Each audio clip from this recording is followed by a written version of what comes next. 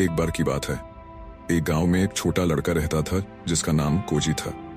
Cozi हमेशा अपने आसपास की दुनिया के बारे में जिज्ञासु रहता था और जीवन के बड़े सवालों के उत्तर खोजने की कोशिश करता था। एक दिन उसने सुना कि गांव के सबसे ऊंचे पहाड़ी पर एक बुद्धिमान जैन गुरु रहते हैं। कोजी ने तय किया कि वह उस गुरु से सीखने जाएगा।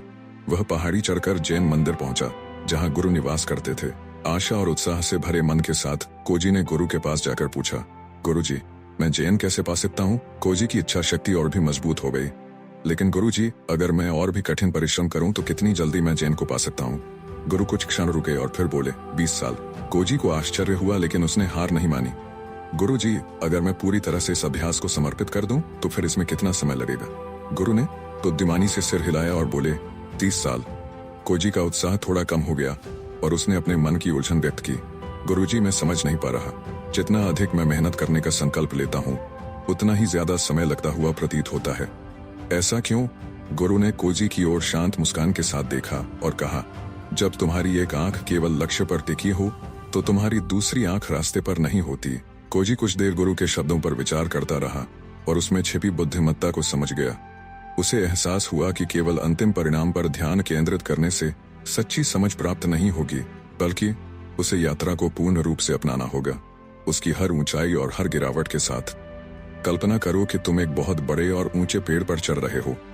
तुम्हारा लक्ष्य उसकी चोटी तक पहुंचना है जहां मीठे और रसदार फल तुम्हारी प्रतीक्षा कर रहे हैं। लेकिन अगर तुम केवल फल की ओर देखते रहो और सोचते रहो कि वह कितना स्वादिष्ट होगा, तो तुम अपना संतुलन खो सकते हो और गिर सकते हो।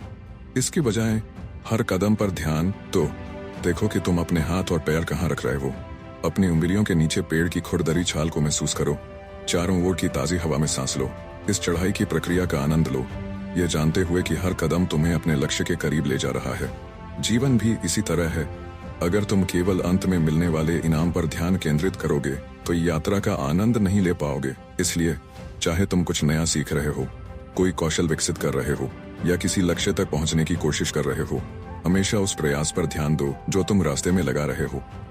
इस प्रक्रिया का आनंद लो, इससे सीखो और हर छोटे छोटे कदम की खुशी मनाओ, क्योंकि कभी कभी असली इनाम कोशिश करने के अनुभव में ही छुपा होता है।